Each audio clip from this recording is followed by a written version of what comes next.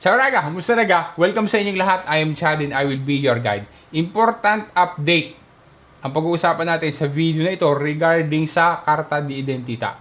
Mula August 3, 2026, yun bang kartatsya o papel pa na Karta de Identita ay valid pa din o hindi na? Ano naman ang mangyayari at bakit mahalaga ang date na January 31, 2027? Ang mga over 70 years old, ang kanilang CIE ay wala ng iskadensa. Ilimitata na. Yan yung isang pagbabago pa. Yan ba ay applicable para sa lahat o para sa mga magre-renew pa laang? Alamin natin ang detalye raga. Dopo na sigla, partiamo.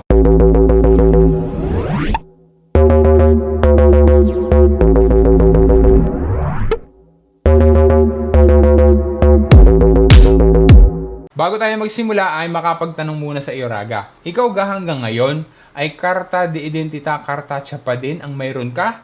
O matagal ka nang mayroong Karta de Identita elektronika? Please comment down below. Grazie raga.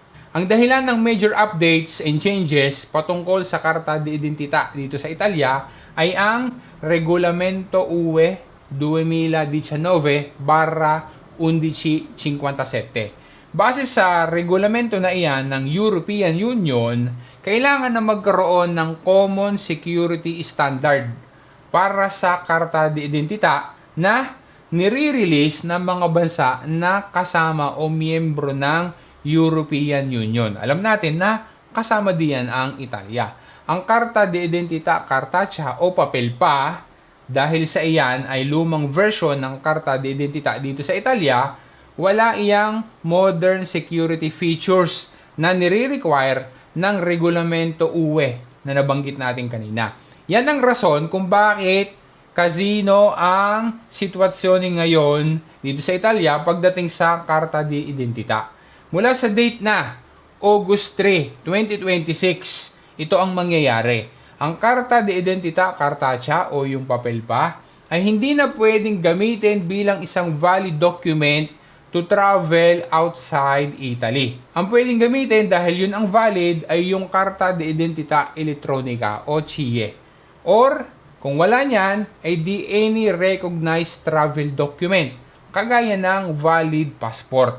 Ang sino man na pupunta sa airport or sa border na ang dala lamang niya na dokumento ay Karta de Identita kartatsya o yung papel pa, malaki ang posibilidad na hindi papayagan na makapagbiyahe.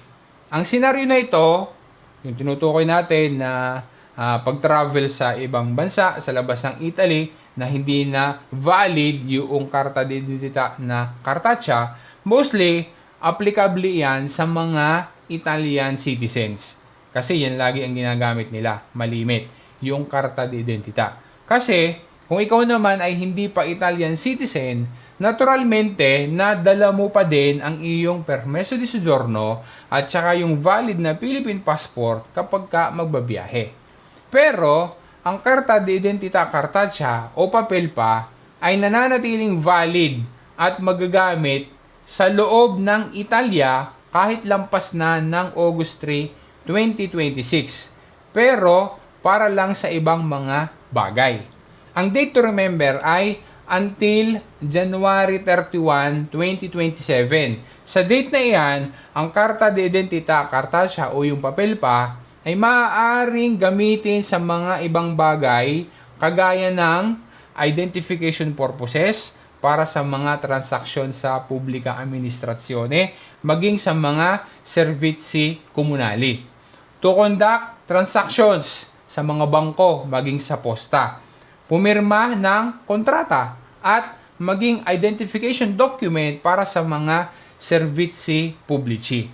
Despite ng mga iyan, na pwede pa rin paggamitan ng Karta de Identita na kartatsya, kailangan pa din talaga na mag-renew ng Karta de Identita kartatsya para magkaroon ng bagong Karta de Identita elektronika. Sana raga naging malinaw yan sa iyo.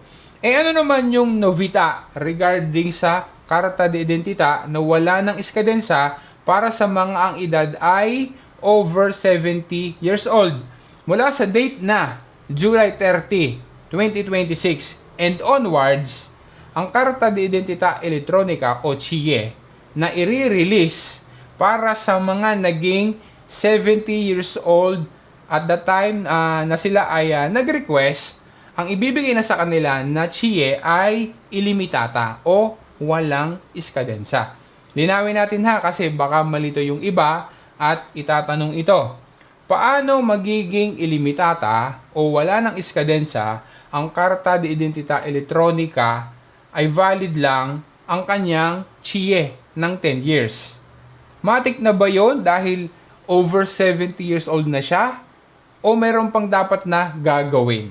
Ang CIE na ilimitata o walang iskadensa na para sa mga over 70 years old na ay magsisimula sa mga Karta de Identidad na i-release mula sa date na July 30, 2026 and onwards. Kaya hindi yan applicable kung halimbawa na mayroon ka na ngayong Karta de Identidad Electronica na valid pa. At hindi din applicable sa mga nag-renew prima ng date na July 30, 2026. Ang epekto niyan ay garne. Ang mga over 70 years old na mayroon ng Karta de Identidad Electronica sa ngayon ay patuloy na magagamit ang kanilang CIE hanggang doon sa natural na iskadensa ng dokumento na yon, ng kanyang CIE. Hanggang doon sa expiration date na indicated doon sa CIE. Marireleasan laang sila ng Karta de Identidad Electronica na ilimitata o walang iskadensa sa susunod na pagre-renew nila. Kaya kung over 70 years old ka ngayon pero valid pa ang iyong Karta de Identidad Electronica, walang dapat na gagawin. Kapag ka dumating ang panahon na kailangan mo na mag-renew, ang ibibigay na sa iyo ay yung Karta de Identidad Electronica na ilimitata o walang iskadensa dahil nga nang ikaw ay over 70 years old na. Hindi pa ngayon. Okay? Dahil ikaw ay mayroon pang valid. Doon pa lang sa panahon, pagdating na ikaw ay magre-renew na, doon ka palang re-releasean ng ilimitata o walang iskadensa na CIE. Ano ba ang mga purposes ng pagbabago na iyan para sa mga over 70 years old? Una, para daw ang mga senior ay hindi na laging magre-renew ng kanilang Karta de Identidad at magpapabalik-balik pa doon sa komune. Para din mabawasan ang gastos sa mga tao, maging gastos din ng gobyerno. At isa pa, para din mabawasan ang trabaho, yung workload ng mga nasa sportelli na graffiti. Recap muna tayo ha.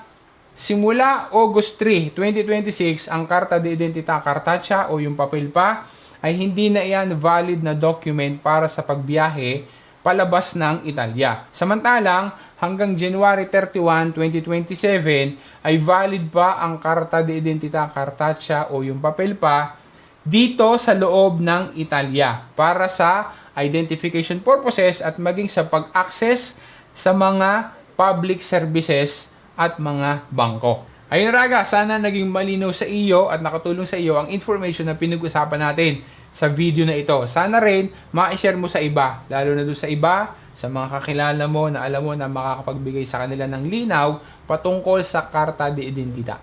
Maraming salamat sa panonood mo. Maraming salamat sa patuloy na pagsuporta mo. Once again, this is Chad. And always remember, Chad with Guy. Grazie raga! Alla prossima!